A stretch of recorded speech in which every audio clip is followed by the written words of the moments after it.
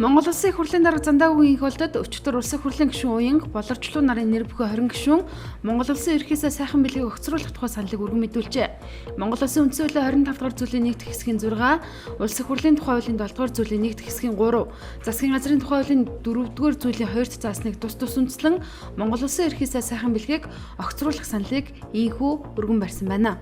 Улсын их хурлын чуулганы өчигдрийн нэгдсэн хуралдаанаар улс төрийн намын хуулийн төслөг хэлэлцэн санал хураахад гишүүдийн 37.3% дэмжсэн ч олон хүлээн зөвшөөрөг байна.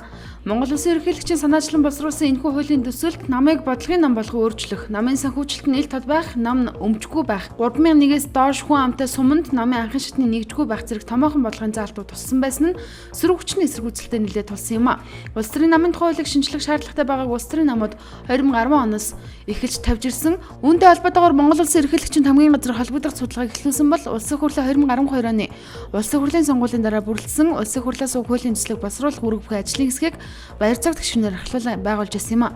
Гэвч уг төсөл явахгүй бис учраас Монгол Улсын ерөнхийлөгч санаачлаг гарган төсөл өргөн мэдүүлэхээр болж 2 жилийн турш ажилласны эцэст шинэ оны өмнө улс төрийн намын хуулийн төслийг өргөн мэдүүлсэн ч ийхүү улсын хурл олонхороо хүлээж авсангүй. 1930-аас 1940 оны хэлмэгдүүлэлт төрсөн 500-аас 600 ахмад настай амьд сэрүүн байгаа талаар өчигдөр цааслагдсан улс төрийн хэлмэгчдийн хүүхэд төрийн бас байгууллагаас мэдээлэл хийжээ. Төрийн бас байгууллагын гишүүн Батсүх төр засаг 1998 оны цагаат талын хуульд өөрчлөлт оруулж хэлмэгцсэн ахмадуудад орон сууц олгодог болно гэсэн ч өдийг хүртэл хэлсэндээ хүрээгүй. Тиймээс нэг бол орон сууцаа өг эсвэл хэлмэгдүүлэлтэд дүүцүүлэн тус бүр 90-с доошгүй сая төгрөгийн нөхөө олгор олохыг шаардаж байна гэсэн байна. Тэдний мэдээснээр 1930-аас 1940 оны хэлмэгдэлд өртсөн ахмадууд төрөөс нөхөө олгор гэж 1 сая төгрөг өгчээ. Өөрөөр нэгч ахмадад нөхөө олгорт нь амлсан ёсороо орон сууц өгөөгүй байна.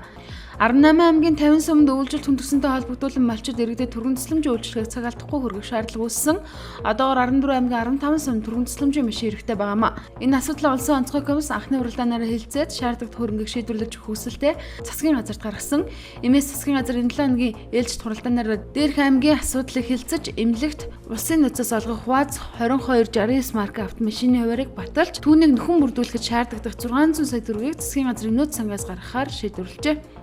Улсын хурлын чуулганы өчигдрийн нэгдсэн хуралдаанаар иргэний хуульд нэмэлт оруулах тухай болон үйл хөдлөх хэд хөрөнгөний барьцааны тухай өөрчлөлт оруулах тухай хуулийн төслийн анхны хэлэлцүүлгийг хийж баталсан байна. Хуулийн төслийн анхны хэлэлцүүлгээр нь баталгыг гишүүдийн 86% дэмжснээр батлагдсан байна.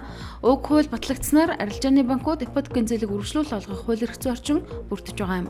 Улсын прокурор ерхий газарт прокурорын удирдах ажилтны зөвлөгөө өчигдөр эхэлсэн байна. Тус зөвлөгөөнөөр аймаг сумдүргийн прокурорууд өнгөрсөн онд хичнээн эргийг хэрхэн яаж шийдвэрлсэн тоо мэдээлэл нэгтгэж энэ онд ямар арга ажиллагаар ажиллах вэ? Цаашид прокурорын байгуулах үйл ажиллагаа буюу прокурорын хяналтаар эрүүгийн эрг үүсгэхэд шалгагдаж буй хэргийн талаарх мэдээллийг нээлттэйгээр хэрхэн олон нийтэд мэдээлэх зэрэгээр ярилцаж тодорхойлох юм байна. Ингэж тогтсон дүрм журмын дагуу мэдээллийг олон нийтэд түгээхгүй бол шүүх эргийн буруутан тогтоогдог үс эжигтнэр татагдсан шалгагдаж буй тодорхой хүмүүсийн нэр төр эрхчлөөтэй амьдрахад халдах эрсдэлтэй үйл ажиллагааг прокурорын байгууллага явуулдаг гэж улсын прокурор ерхий газрын орлогч Эрдэнэт тайлбарлажээ. Мөн эх 9 дугаар сараас улсын хурлаар шинжлэхдээ батлагдсан эрэг үйл хэрэгжиж эхлэн үүнтэй холбоотойгоор прокурорын байгууллага цаашид гэмтрэхтэй тэмцэхтэй шүүнүүлэх хэрэгжлийг хэрхэн хангаж ажиллах вэ гэдгээ энэхүү удирдах ажилтны зөвлөгөөнөөрөө хэлцэх юм байна. Эрэг үйл шинжлэгдсэн батлагдсантай холбоотойгоор прокурорын байгууллагт бүтэц орон тооны өөрчлөлт хийх шаардлага тулгарчээ. Арилжааны банкуудын 1% шимтгэлийн асуудлаар давзаалах шатны шүүх хурал 2 дахь хойшилсан байна. Хамгийн сүүлд энэ сарын 6-ны өдөр шүүх хурал болох байсан ч тодорхойгүй хугацаагаар хойшилжээ. Банкнууд иргэдэд зээл олгохдоо 1% шимтгэл авдаг явдлыг шударга өрсөлдөөн эрхлэгчийн газраас хууль бус хэмээн үзэж шүүхээр хянан шийдвэрлэхээр болсон. Анхан шатны болон давзаалах шатны шүүх нь 1% шимтгэл авах хууль бус гэсэн шийдвэр гарсан ч дээд шүүхийн хэргийг хянан үзээд анхан шатны шүүх рүү шилжүүлсэн юм а. Энэ дагуу захиргааны иргэн анхан шатны шүүх хурал өнгөрч 10 дугаар сард болж банкны 1% шимтгэл нь хууль бус хэмээн тогтоосон шударга өрсөлдөөн эрхлэгчийн газрын улсын байцаагчийн шийдвэрийг хүчингүй болгосон юм. Гэвч энэ шийдвэрийг эсэргүүцсэн шударга өрсөлдөөн эрхлэгчийн газраас давзаалтсан билээ. Улмаар давзаалах шатны шүүх хурлыг хэмжээ мэдээллийн нээлттэй их саналж гаргасан байдаг.